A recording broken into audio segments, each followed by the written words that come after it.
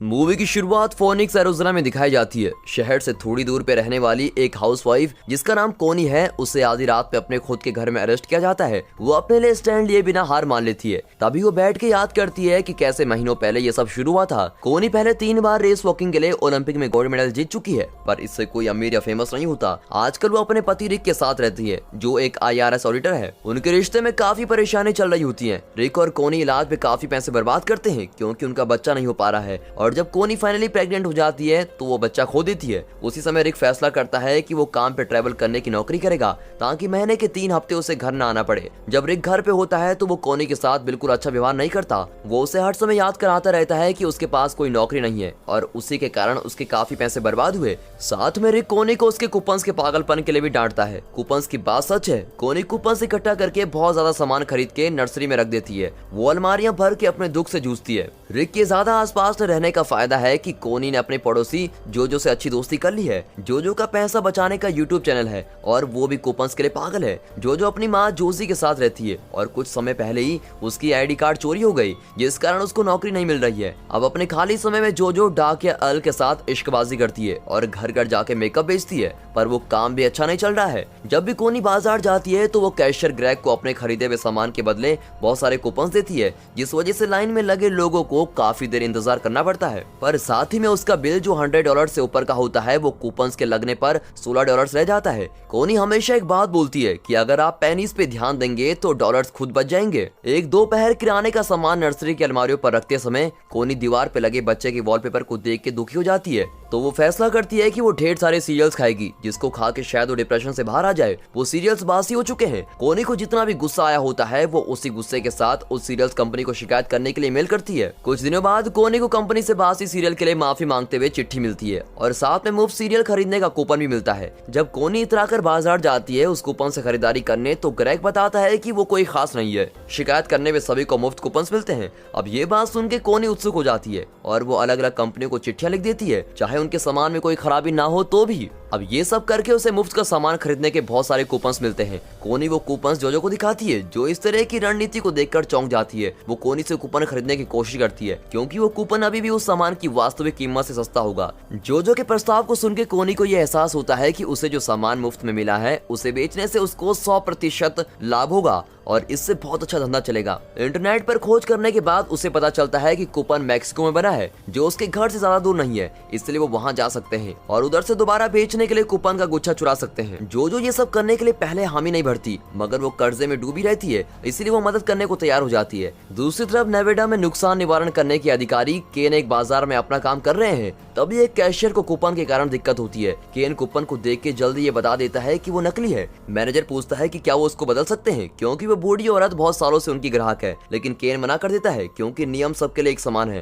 केन का स्वभाव बहुत ही खराब है, जिसकी वजह से बूढ़ी औरत उसको सुनाती है। ऐसी स्थिति बाद में होती है जब वो घर लौटने के लिए हवाई जहाज पर चढ़ता है। एक माँ उससे पूछती है कि क्या वो अपनी सीट उसकी बेटी के साथ बदल सकता है ताकि वो उसको हवाई जहाज से नीचे का सीन दिखा सके, लेकिन केन एक बच्चे की तरह मना कर देता है, ये कहते हुए कि ये बच्चे के लिए सबक है जो उसको सीखना चाहिए। जब वो आखिर में अपने खाली घर में आता है, केन गुस्से में टीवी पर चिल्लाता है। अगले दिन मैक्सिको में कोनी और जोजो कूपन फैक्ट्री में आते हैं और देखते हैं कि कर्मचारी अपनी शिफ्ट समाप्त करके जा रहे हैं। वो एल्जेंड्रो और रोजा से संपर्क करने का फैसला करते हैं, जो पहले से नियम तोड़ रहे हैं, पर वो खतरनाक नहीं लगते हैं। जोजो और कोनी गाड़ी में बैठकर उनका पीछा करते हैं और उन्हें लगता है कि वो उनको लूटने वाले हैं, लेकिन कोनी और जोजो उन्हें बताती है कि वो मदद मांगने के लिए वहाँ आए हैं। एल्जेंड्रो के घर में बातचीत करने के लिए उनका स्वागत किया जाता है। उन्हें पता चलता है कि रोजा प्रेग्नेंट है। फिर कोनी और जोजो उनके सामने अपना प्रस्ताव रखते हैं और कहते हैं कि अगर तुम कूपन चोरी करोगे तो वो अमेरिका में बेचेंगे और फिर मुनाफे का हिस्सा बांटेंगे। एल्जेंड्रो को ये एक अच्छा विचार नहीं लगता, लेकिन रोजा उसे अपने बच्चे के खातिर ऐसा करने के लिए मना लेती है। फैक्ट्री को हिस्से में बांटा हुआ है, जहां एल्जेंड्रो प्रिंटिंग में काम करता है और रोजा रिडेम्पशन में काम करती है।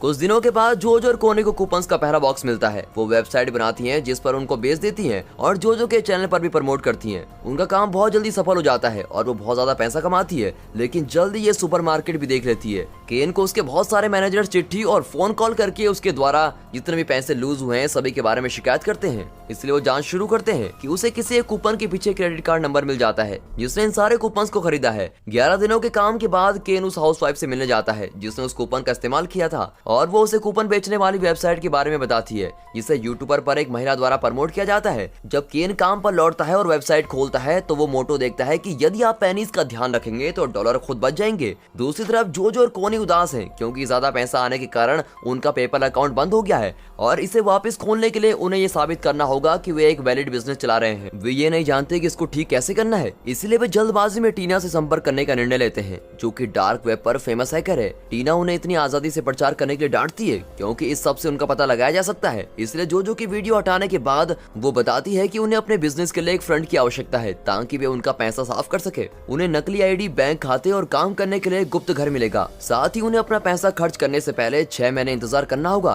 ताकि उनके द्वारा स्थापित हर कनेक्शन जो उनके असली नामों से जुड़ा है वो गायब हो जाए। सब कुछ ठीक होने के बाद टीना को उसकी मदद के लिए 10% मिलेगा। वो उन्हें उनकी महत्वपूर्ण फाइल्स को रखने के लिए एक विशेष एनक्रिप्टेड यूएसबी देती है। टीना की तेज सोच के कारण केन के लिए इंटरनेट पर कोई सुराग नहीं बचा है। वो FBI के पास जाता है और वो कहते हैं कि वो इस पर गौर करेंगे, लेकिन वास्तव में उन्हें इसमें एक समस्या का पता चल जाता है। कूपन का विषय हंसाने योग्य होने के कारण वो इस मामले को अपने सबसे निचले डेस्क कार्यकर्ता अल्बर्ट के पास फेंक देते हैं क्योंकि उसके पास काम करने के लिए बेहतर कुछ नहीं है। अल्बर्ट मामले को स्वीकारता है। जोजो के कॉस्मेटिक्स ब्रांड और टीना की फर्जी आईडी को कवर के रूप में इस्तेमाल करने से कूपन घोटाला फिर से एक बहुत ही लाभदायक बिजनेस में बदलने लगता है। पर दूसरी तरफ केन FBI के लिए हर दिन संदेश छोड़ता है। 6 महीने बाद कोनी और जोजो अपना पैसा खर्च करने के लिए तैयार हैं, पर उन्हें याद है कि टीना ने कहा था कि ये काला धन है, इसलिए उन्हें पहले इसको साफ करना होगा। फिर कोनी को रिक की एक ग्राहक की कहानी याद आती है और कोनी फैसला करती है कि उन्हें फिर से बेचने के लिए बहुत सारी महंगी चीजें खरीदने की जरूरत है और बाद में उनकी बिक्री से मिले पैसों को स्वच्छ माना जाएगा। फिर वो सभी बैंक्स को मनाती है कि उन्हें पैसे कैश में दे क्योंकि उन्हें लोगों को अपने कॉस्मेटिक्स के धंधे पे रखना है।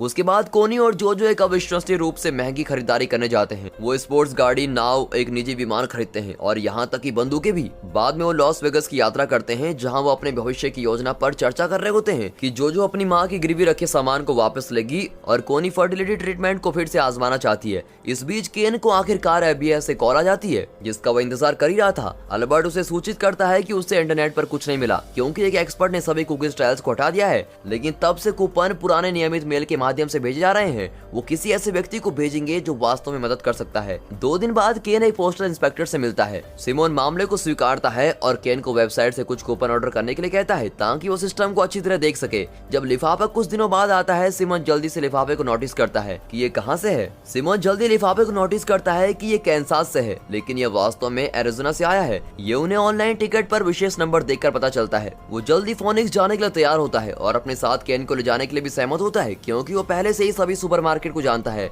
कोनी फर्टिलिटी क्लिनिक में अपॉइंटमेंट लेती है और जोजो को अपने साथ समर्थन के लिए ले जाती है क्योंकि उसने रिक को नहीं बताया कि वो ऐसा कर रही है। डॉक्टर उसे सूचित करता है कि ये उसका आखिरी शॉट है, इसलिए कोनी अपने पति के बजाय डोनर के बीज का उपयोग करने का फैसला करती है। बाद में शाम को टीना उन्हें फिर से संपर्क करती है ताकि पता चल सके कि सारा पैसा कहाँ गया। जब वो उनकी बात सुनती है तो गुस्सा हो जाती है क्योंकि वो इस बात से चूक जाते हैं। जोजो के सौंदर्य प्रदर्शन ब्रांड का उपयोग करके वो पहले ही पैसे साफ कर चुके थे। अब उन्हें जितनी जल्दी हो सके वो सब कुछ बेच देना चाहिए जो उन्होंने खरीदा था और वो इसे प्रतिदिन कम मात्रा में बैंक में वापस डाल दें। जब रिक अपने बिजनेस यात्रा से वापस लौटता है तो वो नोटिस करता है कि कोनी ने नया टीवी खरीदा है, इसलिए वो उसे बताती है कि उसे नौकरी मिल गई है और अब वो कूपन का उपयोग नहीं करती है। ये रिक को बहुत खुश करता है। इसी बीच केन और सिमोन इलाके के सभी कैशियर से पूछताछ कर रहे होते हैं। वो किसी ऐसे के बारे में पूछ रहे होते हैं जिस ग्राहक को कूपन का जुनून हो। जब वो ग्रेग के पास जाते हैं तो उन्हें वो जानकारी मिलती है जिसकी उन्हें जरूरत होती है। ग्रेग कोनी का नाम नहीं जानता, लेकिन वो उन्हें उसका विवरण देता है और उसके 2 पैसे के आदर्श वाक्य का उल्लेख करता है, जिसे सुन के केन को वेबसाइट पे पड़े मोटो की याद आ जाती है। अगले दिन वो पास के डाकघर में जाते हैं ये देखने के लिए कि क्या कोई कार्यकर्ता गोरी कूपन वाली के बारे में कुछ जानता है।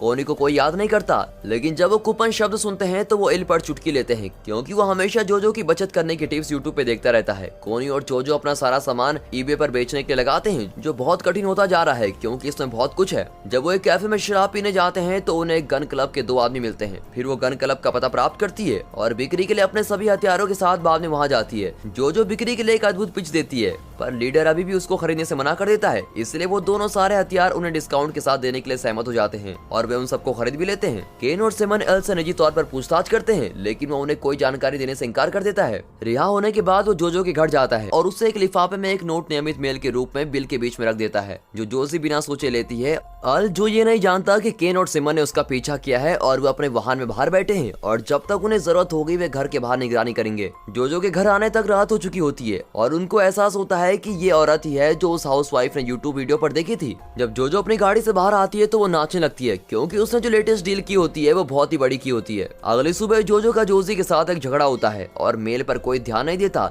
इसलिए वो हमेशा की तरह गुप्त घर के लिए ड्राइव करती है। केन और सिमन वहाँ उसका पीछा करते हैं और कोनी को भी देखते हैं और उसको ग्रेग के विवरण से बताई लड़की समझते हैं। अब सिमन और भी इंस्पेक्टर को इकट्ठा कर लेता है और अब उनके पास अधिक विवरण है। उसके लिए कोनी और जोजो की पहचान ढूंढना बहुत आसान है, खासकर जब वे ग्रेग को एक तस्वीर दिखाते हैं और वो इसकी पुष्टि करता है। उस रात बाद में जोजो को नींद आ रही होती है, इसलिए वो अपनी माँ की जांच करने के बाद रसोई में नाश्ता लेने जाती है। तभी वहाँ उसे आखिर में एल का नोट मिलता है जिसमें वो उसको शहर छोड़ने के लिए आग्रह करता है, लेकिन तब तक बहुत देर हो चुकी होती है। सिमन अपने आदमियों के साथ आता है और कोनी, जोजो और जोजी को गिरफ्तार करता है। उनके घर और ठिकाने के बाद घर पर छापा मारा जाता है। टीवी पर गिरफ्तारी समाचार में जोजो का चेहरा देख एल हैरान हो जाता है। जब पूछताछ शुरू होती है, रिक और जोजी जल्दी से कहते हैं कि उनका इससे कोई लेना देना नहीं है। जोजो मासूम बनने का खेल खेलने की कोशिश करती है और दिखावा करती है कि वो नहीं जानती कि वो किस बारे में बात कर रहे हैं, लेकिन उन्हें उसके वीडियो उसके कंप्यूटर पर मिल जाते हैं। दूसरी ओर कोनी अपना अपराध स्वीकार करती है, लेकिन वो ये सुनकर चौंक जाती है कि धोखाधड़ी करने के लिए उन्हें 40 साल तक जेल में रहना होगा। अगर उन्होंने आज तक जो भी किया वो उसकी पूरी जिम्मेदारी लेती है तो वो जोजो पर कम सजा देंगे, इसलिए कोनी सौदा स्वीकार कर लेती है। अब जोजो जमानत पर रिहा हो जाती है। वो सोचती है कि जोजी उनका इंतजार कर रही है, लेकिन वो वास्तव में एल होता है जो फूलों के साथ बाहर उसका इंतजार कर रहा होता है। अफसोस की बात यह है कि कोनी उतनी भाग्यशाली नहीं है। रिक केवल उसको डांटने के लिए जाता है और जमानत देने से इनकार कर देता है, इसलिए कोनी तलाक मांगती है। जांच जारी होती है और निरीक्षक कूपन का पता एलेजेंड्रो और रोजा के पास लगाते हैं, लेकिन जब तक उन्हें ये पता चलता है तब तक वो पहले गायब हो चुके होते हैं। कोनी एक महंगे वकील को काम पर रखती है और ये सही निर्णय साबित होता है। उसके बाद जोजो को 10 दिन की जेल प्लस 1 साल की परिवीक्षा, जबकि कोनी को पैरोल की संभावना के साथ 11 महीने की जेल हो जाती है। सिमन और केन इस परिणाम से बहुत खुश नहीं होते और राज्य के वकील से जवाब मांगते हैं जो बताते हैं कि जज महिलाओं के साथ आसान हो गया है, अब मामला खत्म हो गया है। सिमन को जाना होगा, लेकिन जाने से पहले वो केन से कहता है कि वो एक अच्छा आदमी है और वो उसके साथ काम करके बहुत खुश है, लेकिन उसे अपने रवैये को थोड़ा कम करने की जरूरत है। जैसे जैसे दिन बीतते हैं सबकी जिंदगी बदल जाती है। केन थोड़ा अच्छा होने लगता है। कोनी को तलाक मिल गया है जो वो चाहती थी और उपचार सफल हो गया, इसलिए वो एक बड़े प्रेग्नेंट पेट के साथ जेल में समय बिताती है। अधिकारियों ने अधिकांश घोटाले की कमाई जब्त की, लेकिन सौभाग्य से वो नर्सरी में डिब्बों को ये सोचकर अनदेखा कर देते हैं कि ये सिर्फ भोजन है, इसलिए जोजो उन डिब्बों को बचाने के लिए तैयार हो जाती है, ये जानकर कि कोनी उन सभी में पैसे छुपा कर रखी है। एल से मिलके वो और जोजो मोंटेग्रो चले जाते हैं, एक गैर प्रत्यक्ष देश, एक और सौंदर्य प्रदर्शन ब्रांड के तहत एक नया घोटाला शुरू करने के लिए। कोनी के आने की प्रतीक्षा में जब वो आखिर में मुक्त हो तो वो फिर से एक साथ काम कर सके। और ये मूवी दोस्तों यहीं पर खत्म हो जाती है।